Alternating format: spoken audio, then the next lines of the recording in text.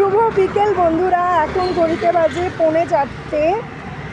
আর আজকে এই যে ম্যাডামকে নিয়ে আসার দায়িত্ব ছিল আমার, তাই নিয়ে আসলাম। এই যে কাঁধে পিঠে ব্যাগ দেখতেই পাচ্ছ।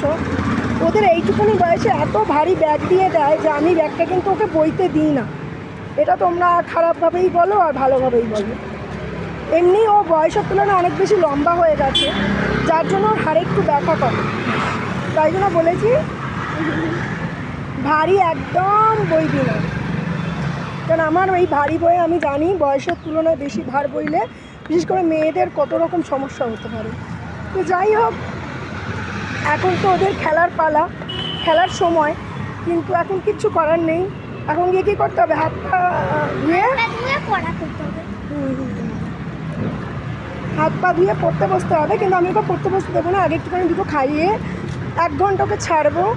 আর যেহেতু মর্নিং স্কুল, সকালেও স্নান করতে পারে না, ওই বিকেলবেলা এখন ফ্রেশ হবে,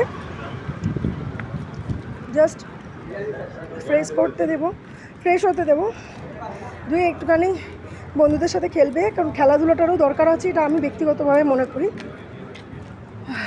তারপরে পড়তে বসা।